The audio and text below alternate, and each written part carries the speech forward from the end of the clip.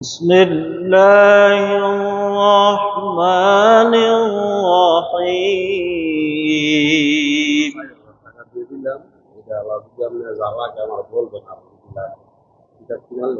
পাঠাগারের জন্য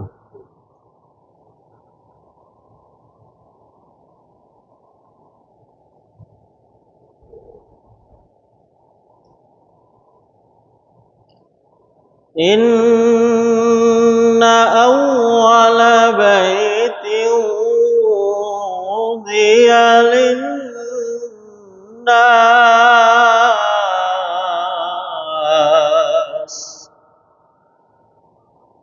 للذي ببكة مباركا وهدى للعالمين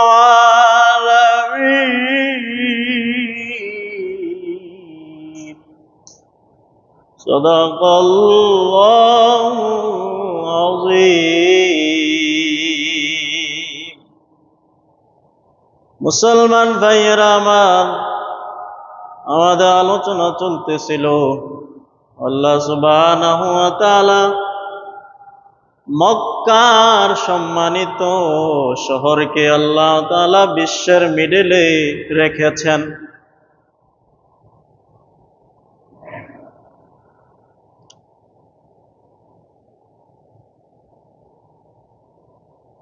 বিশ্বের যেই প্রান্ত থেকেই মক্কা শরীফে আসুক না কেন, তাদের জন্য মক্কা শরীফটা একদম মিডলে। তাহলে ভৌগোলিকভাবে মক্কা শরীফের অবস্থান হচ্ছে সম্পূর্ণ বিশ্বের মিডলে, মাঝখানে। তাহলে এই মক্কা শরীফটা হচ্ছে সকল দেশের জন্য রাজধানী। আর সেই মক্কা শহরের স্থানে স্থানে পাহাড় আর পাহাড়।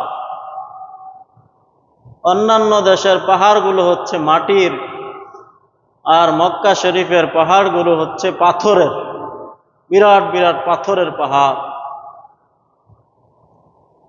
তাহলে মুসলমান ভাইয়েরা আমার, আল্লাহ তাআলা বলেন ইন্না আউওয়ালা বাইতিন উযিয়া লিন-নাস,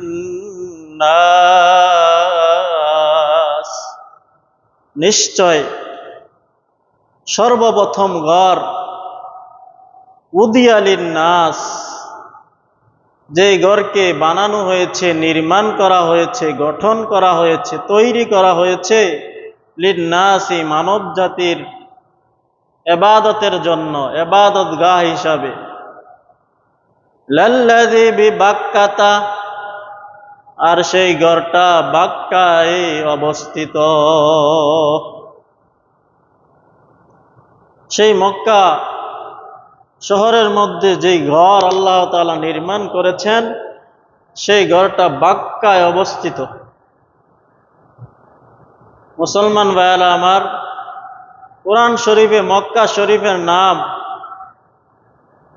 11টি বর্ণিত রয়েছে। একটা দুইটা নয়, কোরআন শরীফে, পবিত্র কোরআনুল কারীমে মক্কা শরীফের নাম 11টি বর্ণিত রয়েছে।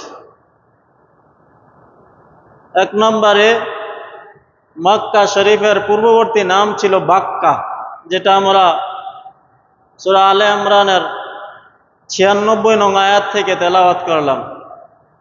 ইন্না আউওয়ালা বাইতিন উযিয়া লিন-নাস লাল্লাযী বিবাক্কাতা। মক্কা শরীফের প্রকৃত নাম হচ্ছে মক্কা। এটা কোরআন শরীফের ফাতার মধ্যে 24 নং আয়াতের মধ্যে আল্লাহ তাআলা বর্ণনা করেছেন। وهو الذي كف أيديهم عنكم وأيديكم عنهم ببطن مكة من بعد ببطن مكة। তাহলে আল্লাহ সুবহানাহু ওয়া তাআলা সূরা ফাতার মধ্যে মক্কা শরীফের নাম 24 নং আয়াতের মধ্যে উল্লেখ করেছেন, আলোচনা করেছেন। এই মক্কা শরীফের এক নাম হচ্ছে উম্মুল কোরা।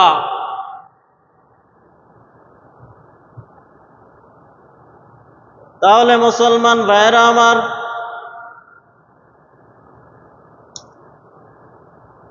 মক্কা এর শাব্দিক অর্থ হচ্ছে দূর করা, চূর্ণ বিচূর্ণ করা।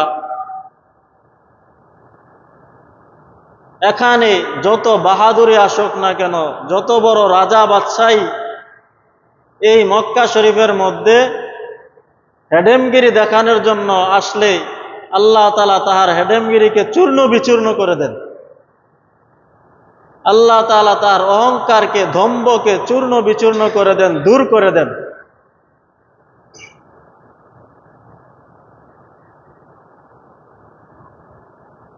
যেমন আসহাবে ফিলের ঘটনা আমরা সূরাতুল ফিলের মধ্যে আলোচনা করেছিলাম কয়েক বছর পূর্বে। সুতরাং সেখানে আল্লাহ তাআলা দেখিয়েছেন যে এই ঘরকে ভাঙ্গার জন্য এসেছিল, আল্লাহ তাআলা তাহাকেই চূর্ণ বিচূর্ণ করে দিয়েছেন। এই মক্কা শরীফের, মক্কার নামের দ্বিতীয় অর্থ হচ্ছে স্বল্প হওয়া, কম হওয়া। অর্থাৎ সেখানে পানির স্বল্পতা, পানির একেবারে কম, এই জন্য মক্কাকে মক্কা নামে নামকরণ করা হয়েছে। 2 নম্বরে মক্কা শরীফের যে পূর্ববর্তী নাম বাক্কা ছিল, এই বাক্কার অর্থ হচ্ছে ঠুকরানো, আঘাত করা। যে ব্যক্তি বা যারাই এখানে বাক্কার মধ্যে আসবে, আল্লাহ সুবহানাহু ওয়া তাআলা কুদরতি ভাবে তাকে আঘাত করে করে ধ্বংস করে দেয়। বাক্কায়ের আরেক অর্থ হচ্ছে বীর করা, বীর জমা, ইজদিহাম হওয়া, বীর হওয়া। এখানে আল্লাহ তাআলার বান্দাগণ বীর জমান, এই জন্য এটাকে বাক্কা নামে নামকরণ করা হয়েছে।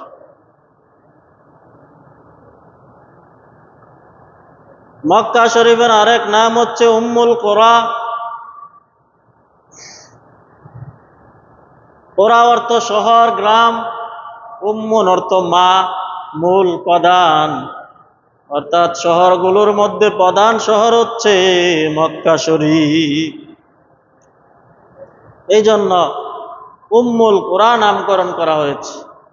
সূরা নামের 92 নং আয়াতের মধ্যে আল্লাহ তাআলা মক্কা শরীফের নাম রেখেছেন উম্মুল কুরা। মক্কা শরীফের আরেক নাম হচ্ছে আল বালাদ।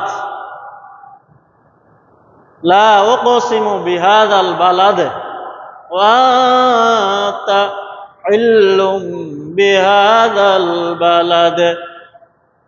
সুতরাং মুসলমান ভাইরা আমার, এই মক্কা শরীফের আরেক নাম হচ্ছে বালাদ।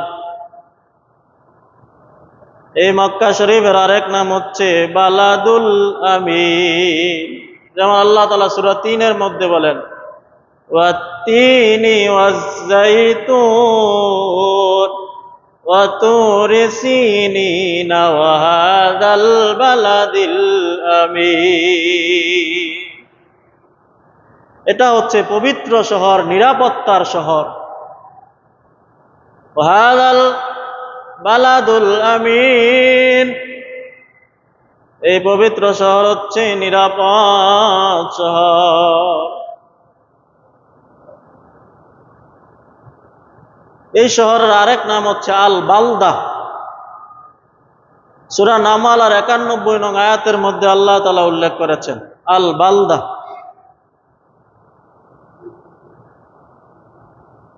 আল্লাহ তাআলা মক্কা শরীফের আরেক নাম রেখেছেন হারামান আমিনা।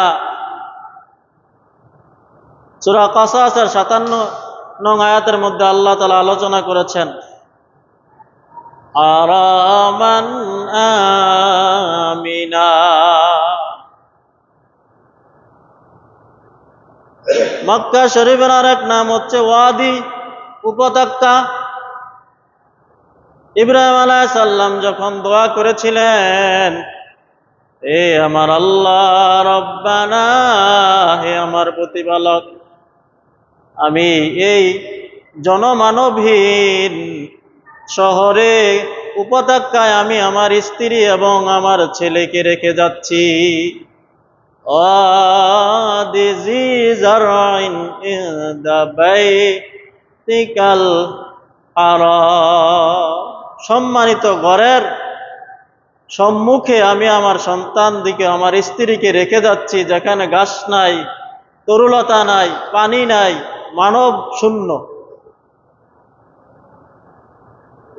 তাহলে মুসলমান ভাইয়েরা আমার, মক্কা শরীফের আরেক নাম হচ্ছে ওয়াদি জি জারইন। 9 নম্বরে মক্কা শরীফের আরেক নাম হচ্ছে মাআদ। সূরা কসাসের 85 নং আয়াতের মধ্যে আল্লাহ তাআলা মাআদ নাম রেখেছেন মক্কা শরীফের। মক্কা শরীফের আরেক নাম হচ্ছে করিয়া।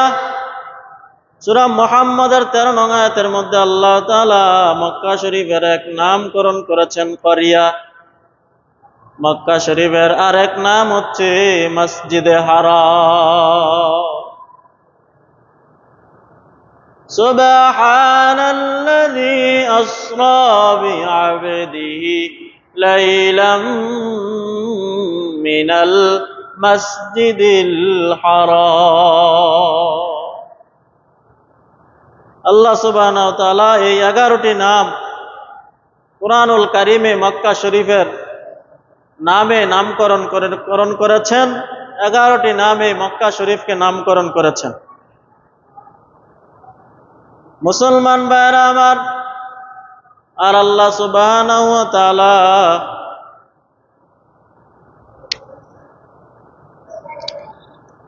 মসজিদে হারামের 5টা নামকরণ করেছেন। মসজিদে হারাম এর নামকরণ করেছেন 5টা। 1 নম্বরে আল্লাহ তাআলা মসজিদে হারামের নাম রেখে করেছেন কাবা। আল্লাহ তাআলা বলেন জাআলাল্লাহুল কাবাতাল বাইতাল হারামা কিয়ামাল লিন্নাস। আল্লাহ সুবহানাহু ওয়া তাআলা কাবাকে বানিয়েছেন বাইতুল হারামা, সম্মানিত ঘর, কিয়ামাল লিন্নাস, মানুষের ইবাদতের জন্য, মানুষকে নিরাপত্তা দেওয়ার জন্য, মানুষের হেদায়েতের জন্য, মানুষের সুরক্ষার জন্য আল্লাহ সুবহানাহু ওয়া তাআলা কাবা ঘরকে আল্লাহ তাআলা বানিয়েছেন। তাহলে মসজিদে হারামের এক নাম হচ্ছে আল কাবা। মসজিদে হারামের আরেক নাম হচ্ছে আল বাইতুল হারাম। সূরা মায়েদার 97 নং আয়াতের মধ্যে আল্লাহ তাআলা কি কথা বলেছেন, জাআলাল্লাহুল কাবাতাল বাইতাল হারাম। কাবা এক নাম, বাইতুল হারাম কাবা শরীফের আরেক নাম। আল্লাহ তাআলা এই মসজিদে হারামের আরেক নামকরণ করেছেন বাইতুল্লাহ। বাকারা 125 নং আয়াতের মধ্যে আল্লাহ তাআলা আলোচনা করেছেন ওয়াইয জাআলনাল বাইত। সুতরাং মুসলমান ভাইয়েরা আমার, আল্লাহ সুবহানাহু ওয়া তাআলা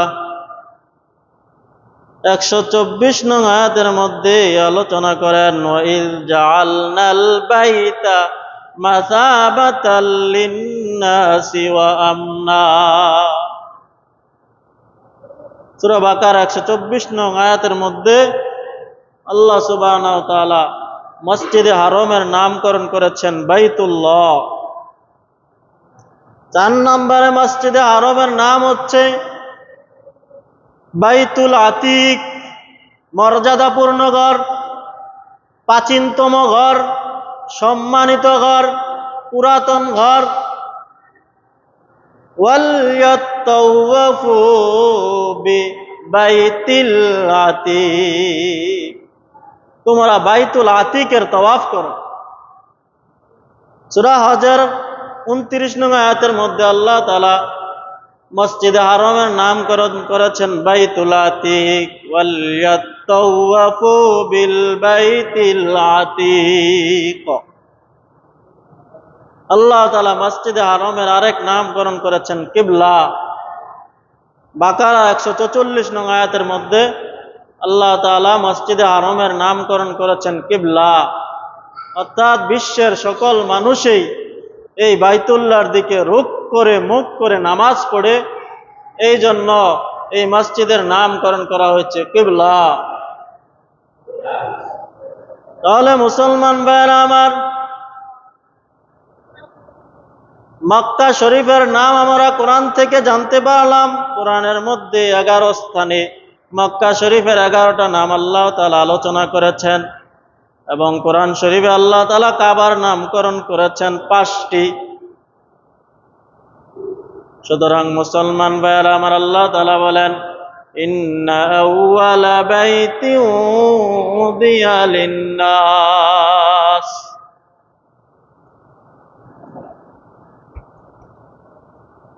নিশ্চয় আল্লাহ সুবহানাহু ওয়া তাআলা আউওয়ালা বাইতিন, সর্বপ্রথম ঘর, সর্বপ্রথম মসজিদ, উযিয়া লিন-নাস, যেটা মানব জাতির ইবাদতের জন্য বানানো হয়েছে, গঠন করা হয়েছে, লাল্লাযী বিবাক্কাতা, যার অবস্থান হচ্ছে বাক্কায়, মক্কায়। তাহলে মুসলমান ভাইয়েরা আমার, আল্লাহ সুবহানাহু ওয়া তাআলা পৃথিবী সব কিছু তৈরি করার আগে 2000 বছর পূর্বে আল্লাহ তাআলা ফেরেশতাদের মাধ্যমে এই বাইতুল্লাহকে নির্মাণ করেছেন। কাবাকে আল্লাহ তাআলা বানিয়েছেন।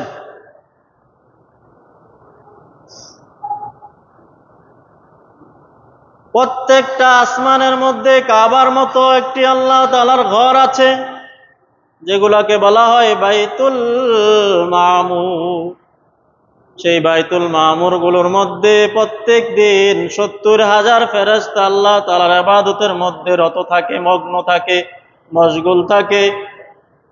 70,000 ফেরেশতা প্রত্যেক দিন ইবাদত বন্দেগী করে। সেই 70,000 ফেরেশতা কিয়ামত পর্যন্ত প্রত্যেক দিন নতুন নতুন আসতে থাকে। আজকে যেই 70,000 ফেরেশতা মসজিদে বাইতুল মামুরের মধ্যে নামাজ আদায় করলো, ইবাদত বন্দেগী করলো, কিয়ামত পর্যন্ত আজকের ফেরেশতাগুলো দ্বিতীয়বার আর আসবে না। সুবহানাল্লাহ।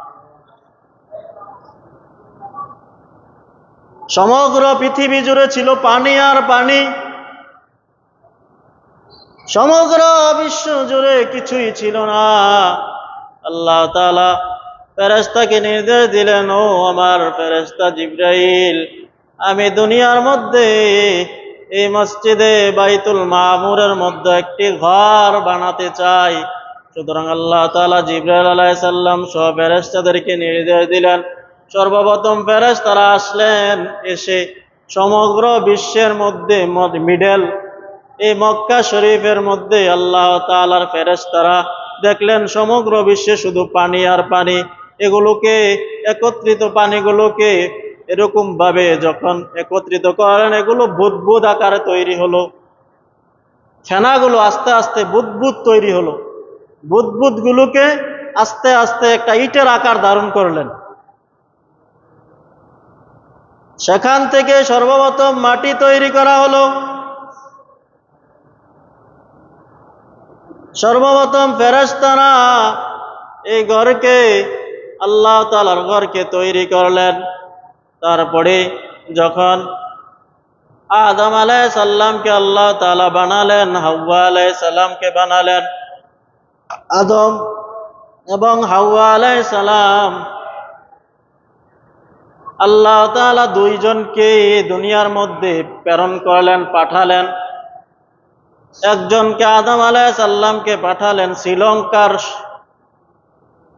সরহন্দ নামক স্থানে একটি পাহাড়ের মধ্যে, আর মা হাওয়া আলাইহিস সালামকে পাঠালেন জিদ্দা শহরে। উভয়ে আস্তে আস্তে আগাতে লাগলেন।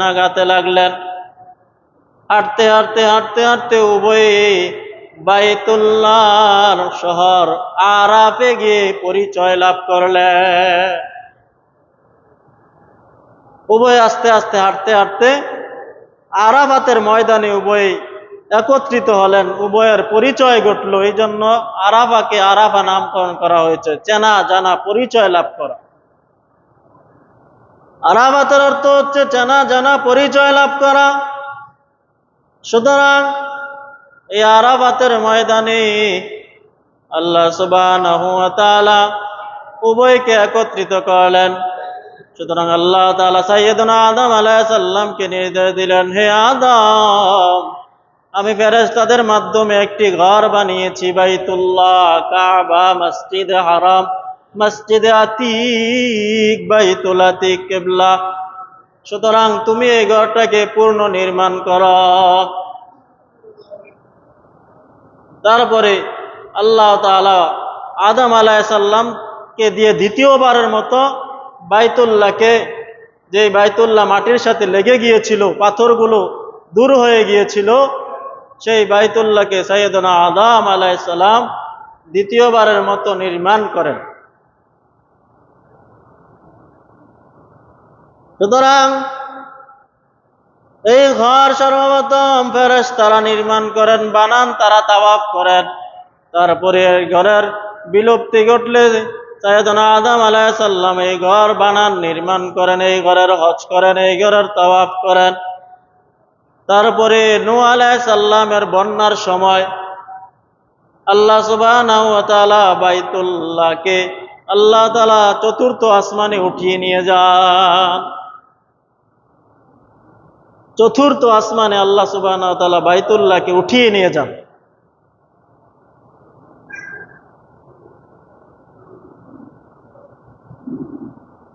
তারপরে যখন বন্যা দূর হয়ে গেল, আল্লাহ তাআলা এই ঘরকে আবার স্বস্থানে আল্লাহ তাআলা চতুর্থ আসমান থেকে কাবা ঘরকে আবার পুনরায় ওই স্থানে রাখলেন। তারপরে কালের আবর্তনে এই ঘর আবার ভেঙে গেল। আল্লাহ তাআলা তৃতীয়বারের মতো শীস আলাইহিস সালামকে দিয়ে এই ঘরকে নির্মাণ করেন। চতুর্থবারে আল্লাহ সুবহানাহু ওয়া তাআলা সাইয়্যিদুনা ইব্রাহিম আলাইহিস সালামকে দিয়ে এই ঘর নির্মাণ করেন। আল্লাহ সুবহানাহু ওয়া তাআলা ইব্রাহিম আলাইহিস সালামকে বললেন, ওয়া ইয জাআলনাল বাইতা মাসাবাতাল লিন-নাসি ওয়া আমনা ওয়াত্তাখিযু মিন মাকামি ইব্রাহিম মুসাল্লা।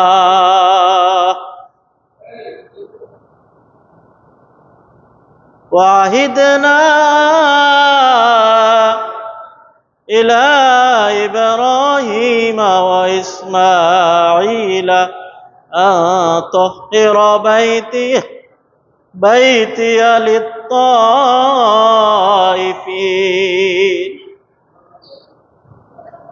মুসলমান ভাইয়েরা আমার, চতুর্থবারে আল্লাহ সুবহানাহু ওয়া তাআলা সাইয়্যিদুনা ইব্রাহিম আলাইহিস সালামকে দিয়ে এই ঘর নির্মাণ করেন।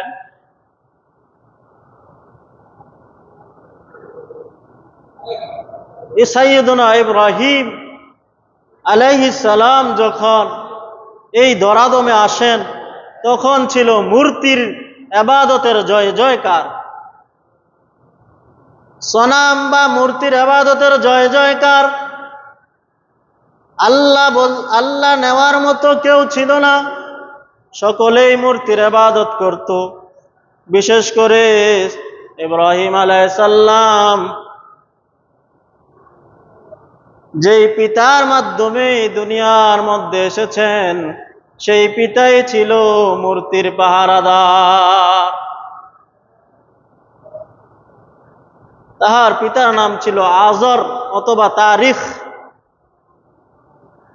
আল বাদায়া ওয়ান নিহায়া কিতাবের প্রথম খণ্ডের মধ্যে সাইয়্যিদুনা ইব্রাহিম আলাইহিস সালামের আলোচনা করেছেন, প্রায় 100 পৃষ্ঠা ব্যাপী।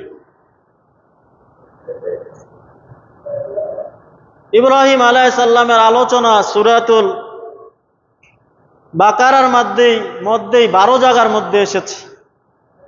ইব্রাহিম আলাইহিস সালামের আলোচনা সূরা সম্পূর্ণ কোরআন শরীফের 63 জায়গার মধ্যে আল্লাহ তাআলা আলোচনা করেছেন সাইয়েদনা ইব্রাহিম আলাইহিস সালামের। 25টা সূরার মধ্যে 63 জায়গার মধ্যে আলোচনা করেছেন।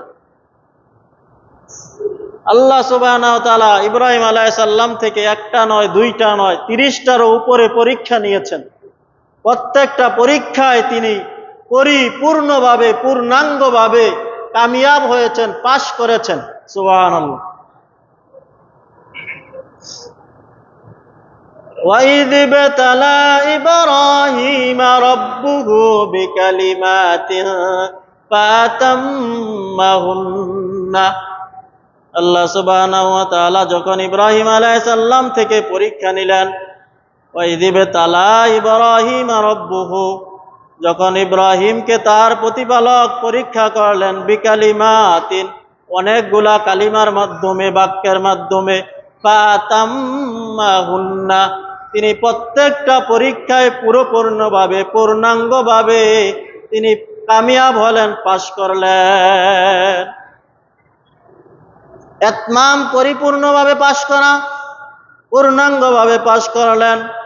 ক্বালা ইন্নী জাইলুকা লিন্নাসি ইমামা, তখন আল্লাহ তাআলা বললেন, হে ইব্রাহিম, আমি তোমাকে বিশ্ববাসীর জন্য নেতা বানাবো।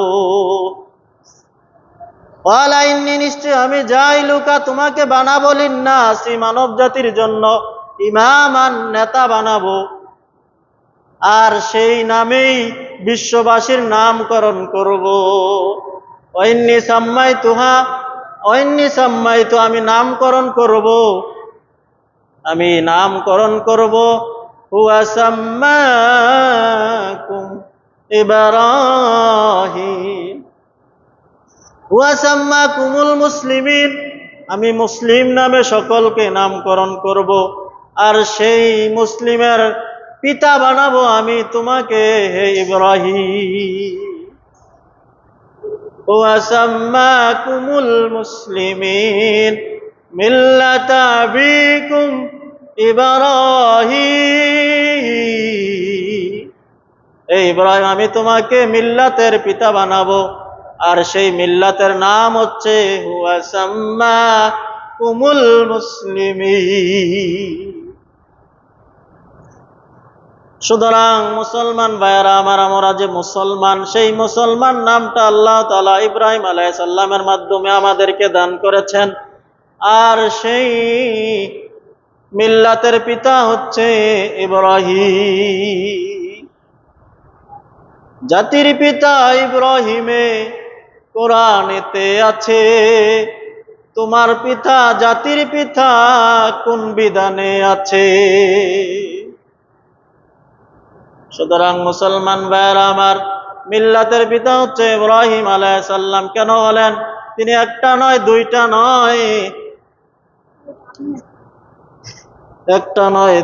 নয়, তিনি 30টা পরীক্ষা, 30টার উপরে পরীক্ষায় পাশ করেছেন।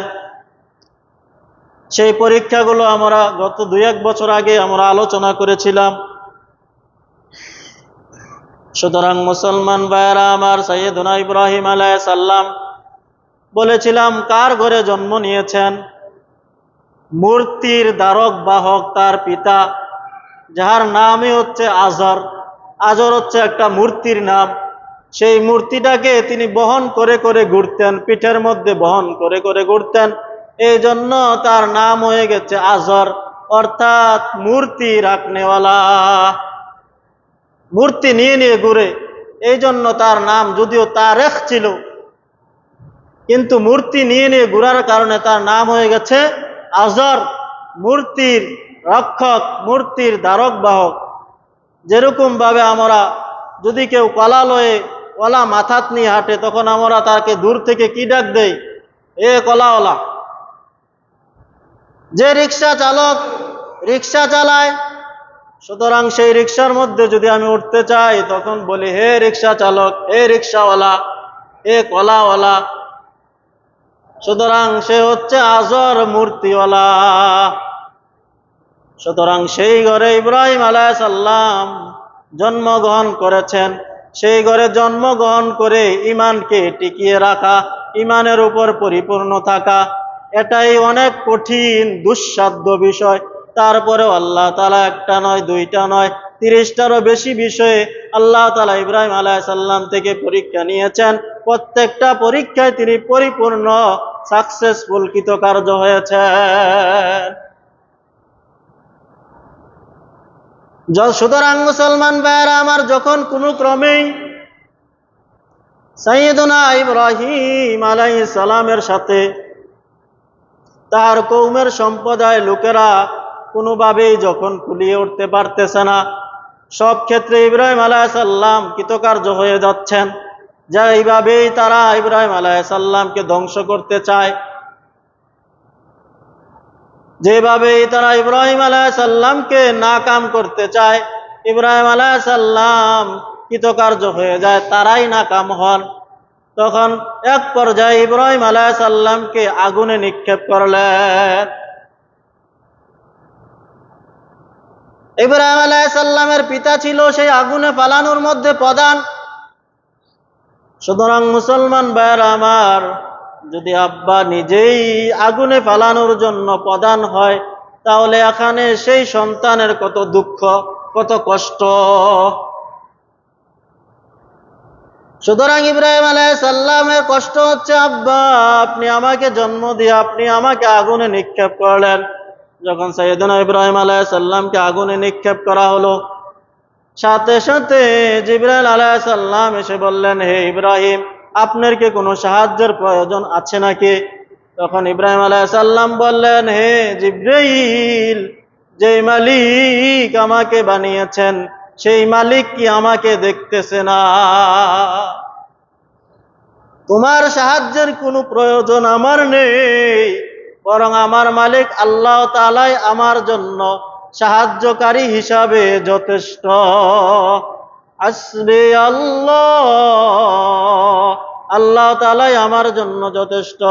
হাসবি আল্লাহু ওয়া নি'মাল ওয়াকিল, নি'মাল মাওলা ওয়া নি'মান নাসীর। সুতরাং ইব্রাহিম আলাইহিস সালামকে যখন আগুনে নিক্ষেপ করা হলো, সাথে সাথে আল্লাহ তাআলা আগুনকে নির্দেশ দিলেন,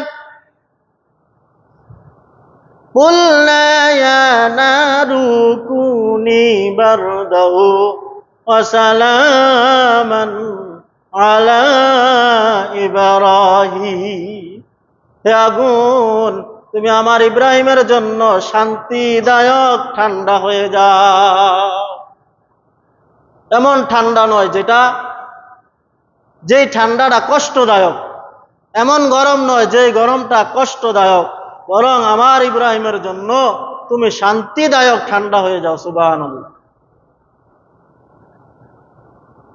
ইয়া নারু কুনি বারদাও ওয়া সালামান আলা ইব্রাহিম, আমার ইব্রাহিমের জন্য শান্তিদায়ক ঠান্ডা হয়ে যাও।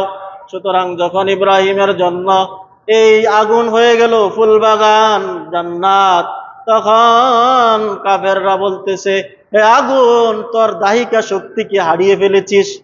তুই কি তোর জ্বলন ক্ষমতা হারিয়ে ফেলেছিস? তুই কেন ইব্রাহিমকে পুরাতে পারস না? আল্লাহ তাআলা আগুনের জবান খুলে দিলেন। আগুন বললেন, হে কাফের শক্তি, হে কুফরি শক্তি, তুই এসে দেখ আমার শক্তি আছে কি নাই। তুই আস, আমি সাথে সাথে তোকে পুড়িয়ে ছাই করে ভস্ম করে দেব। মুসলমান ভাইয়েরা আমার, ইব্রাহিম আলাইহিস সালাম সেই আগুনের মধ্যে 40 দিন ছিলেন। ইব্রাহিম আলাইহিস সালাম বললেন, সেই আগুনের মধ্যে, আমি যে আগুনের মধ্যে 40 দিন ছিলাম, আমি দুনিয়ার মধ্যে যতদিন জীবিত ছিলাম, সেই আগুনের মধ্যে যে আরাম এবং শান্তিতে ছিলাম, দুনিয়ার মধ্যে আর অন্য কোনো দিন এত আরামে এবং শান্তিতে ছিলাম না। সুবহানাল্লাহ। এত আরামে শান্তিতে আল্লাহ তাআলা ইব্রাহিম আলাইহিস সালামকে সেই আগুনের মধ্যে রেখেছেন। আগুন হলো ফুল বাগিচা। সুতরাং সেই আগুন থেকে যখন মুক্তি পেলেন, তখন ইব্রাহিম আলাইহিস সালামকে আল্লাহ তাআলা নির্দেশ দিলেন, হে ইব্রাহিম, তুমি সফর করো, এই দেশ আর তোমার জন্য উপকূল নয়, প্রতিকূল হয়ে গেছে। সুতরাং এখানে দাওয়াত দিলেও মানুষ মুসলমান হবে না, তুমি মিশরের দিকে সফর করো। সুতরাং ইব্রাহিম আলাইহিস সালাম সারা আলাইহিস সালামকে নিয়ে মিশরের দিকে রওনা দিলেন। এক পর্যায়ে সারা আলাইহিস সালাম ছিলেন অনেক সুন্দরী, রূপসী, গুণবতী। সুতরাং যখন মিশরের শহরে ঢুকলেন, সাথে সাথে মিশরের উজির নাজিররা টের পেয়ে গেল। সুতরাং সেই সরকারকে গিয়ে বলল, একজন লোকের সাথে একটা রমণী সুন্দরী নারী আছে, আপনার জন্য কি নিয়ে আসবো নাকি? সরকার বলল, যাও, দেরি করো কেন, ওই নারীকে নিয়ে আসো। মুসলমান ভাইয়েরা আমার, সুতরাং সরকারের নির্দেশে উজির নাজিররা তৎক্ষণাৎ চলে আসলেন। ইব্রাহিম আলাইহিস সালাম জানতে পারলেন, যদি ইব্রাহিম আলাইহিস সালাম বলে যে এটা তার স্ত্রী, তাহলে ইব্রাহিম আলাইহিস সালামকেও মেরে ফেলবে।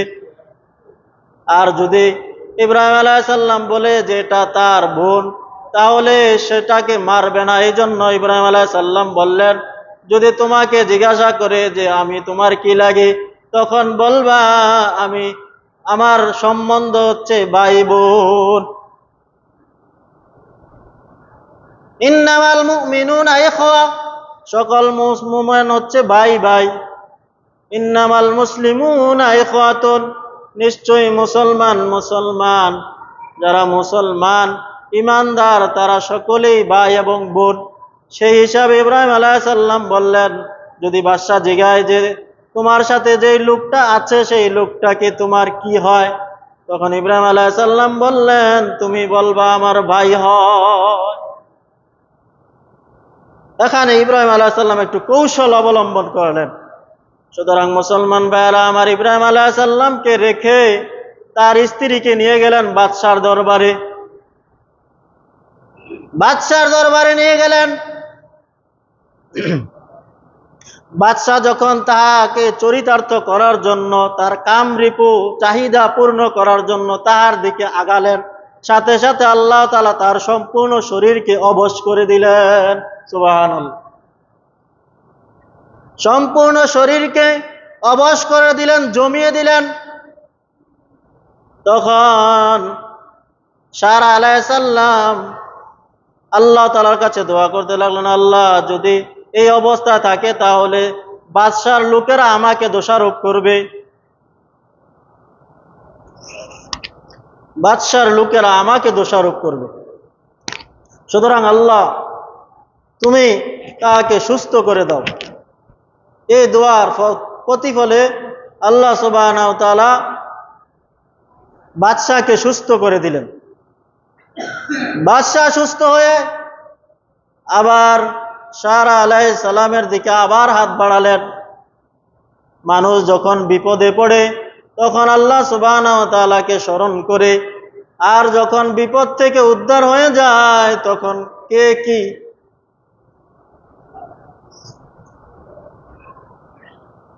সেই শব্দটা আর বললাম না, এমন অবস্থা আমাদের মধ্যে। সুতরাং মুসলমান ভাইয়েরা আমার, যখন তার শরীর স্বাভাবিক হয়ে গেল তখন সে আবার সারা আলাইহিস সালামের দিকে হাত বাড়ালেন। সারা আলাইহিস সালাম আবার দোয়া করলেন, সে আবার স্বাভাবিক হয়ে গেল। এভাবে তিনবার অবশ হলো, তিনবার দোয়া করলেন, তার শরীর স্বাভাবিক হয়ে গেল। তখন তার মন্ত্রী উজির নাজিরদেরকে বলতে লাগলো, তোমরা আমার জন্য এটা কি এনেছো? এটা কি মানবীয় এনেছো না শয়তান এনেছো? সুতরাং সারা আলাইহিস সালাম কে বললেন, যাও, তুমি চলে যাও। তাহার সাথে সারা আলাইহিস সালামের সাথে ওই বাদশার একটা বাদীকে উপঢৌকন দিলেন, হাদিয়া দিলেন। সেই বাদীটার নাম হচ্ছে মা হাজেরা আলাইহিস সালাতু ওয়াস সালাম। সেই হাজেরাকে দিলেন। সেই হাজেরা আলাইহিস সালামকে দিলেন।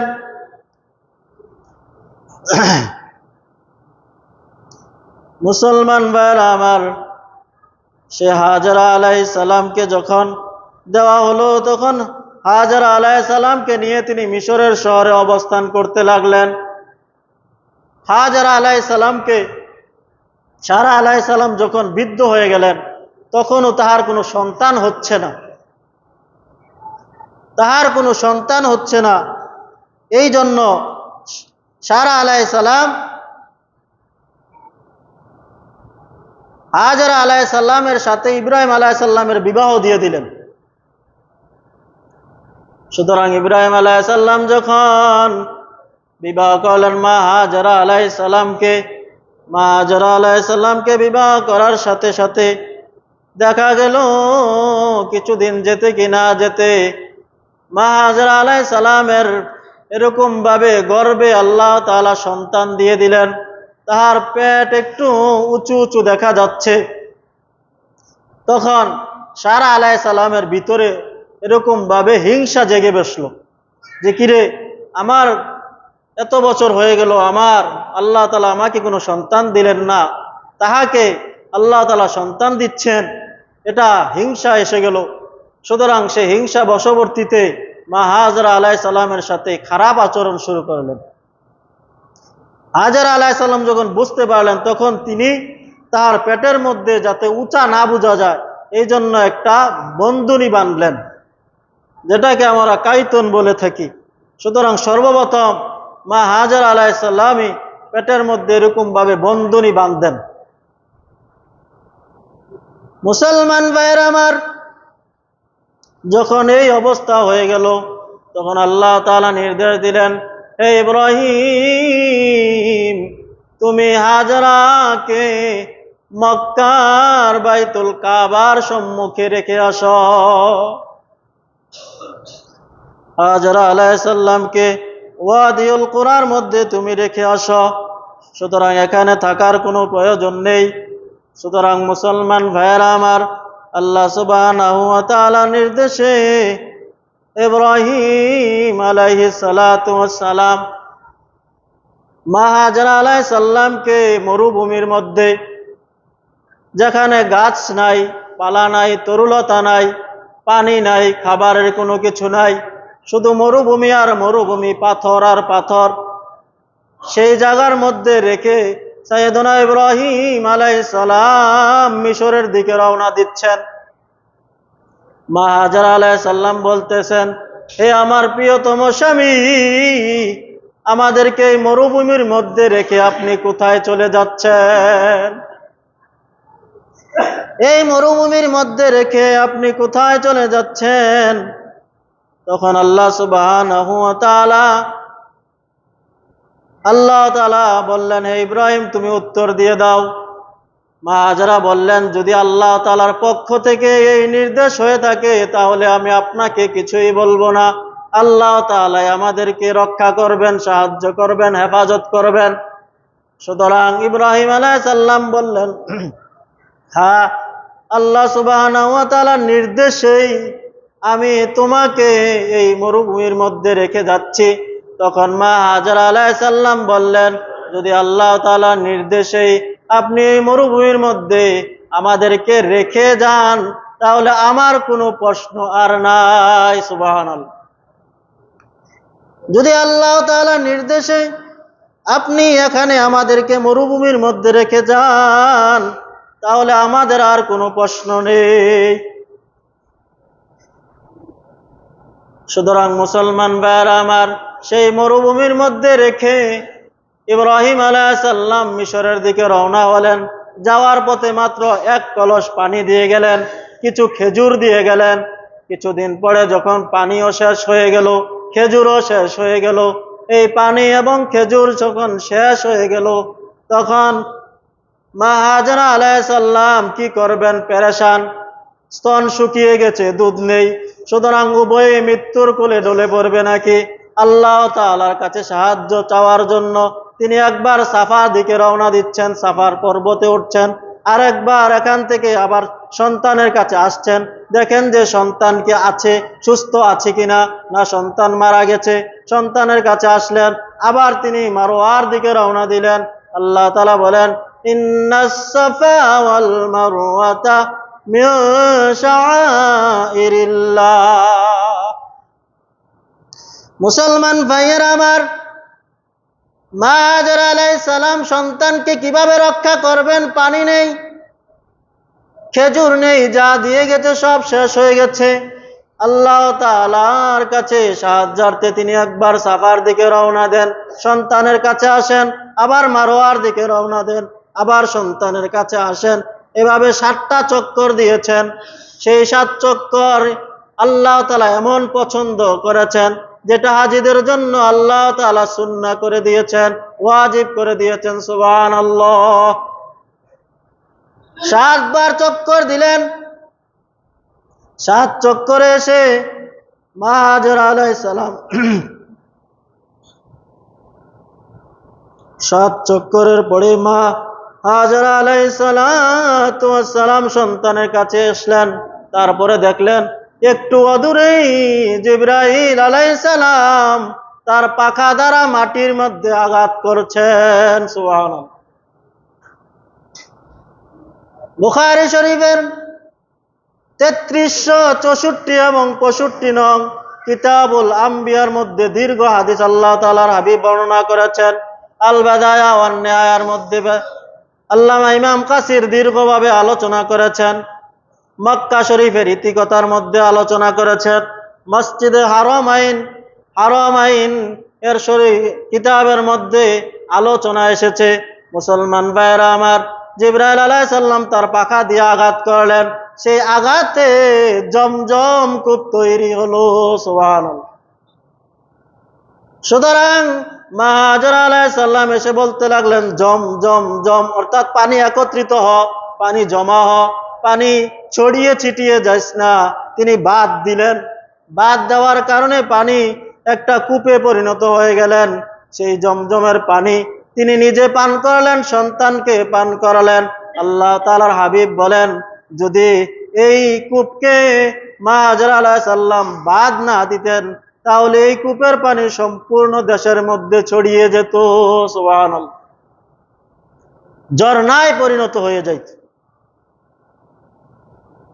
সুতরাং মুসলমান ভাইয়েরা আমার, মা হাজেরা আলাইহিস সালাম নিজে পান করলেন। সন্তানকে যখন তিনি নিজে পান করলেন, তার বুকের মধ্যে দুধ আসলো, সন্তানকে পান করালেন।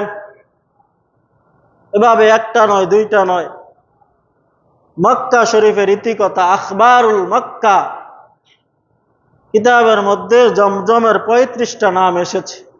আল্লাহ চাহিত ইনশাআল্লাহ আগামী জুমায় আমরা ওই বিষয়ে এবং আরো বিষয়ে দীর্ঘায়িত আলোচনা করার চেষ্টা করব। বিফাদলিল্লাহিল আযীম, আমা তাওফীকি বিল্লাহ।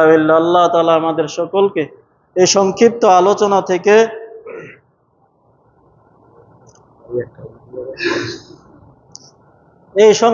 আলোচনা থেকে আমাদের সকলকে আল্লাহ তাআলার ঘর বাইতুল্লাহ হজের জন্য উদ্গ্রীব হওয়ার, উৎসাহিত হওয়ার, প্রেরণা তৈরি হওয়ার তৌফিক দান আল্লাহ তাআলা করুক। সকলে বলি আমিন। মুসলমান ভাইয়েরা আমার, আল্লাহ সুবহানাহু ওয়া তাআলার গড়ে আমরা প্রত্যেক জুমায় আল্লাহ তাআলার গড়ে আল্লাহ তাআলার ঘর নির্মাণের কাজে দান করে থাকি।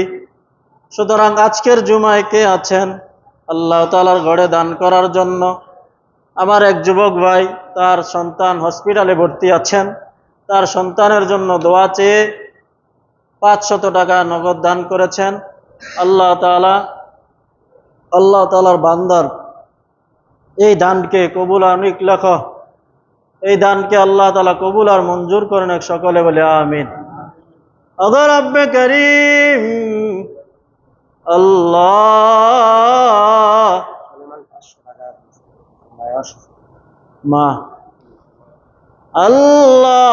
তোমার যুবক বান্দা তার সন্তানের সুস্থতার জন্য দোয়া চেয়ে 500 টাকা নগদ দান করলেন।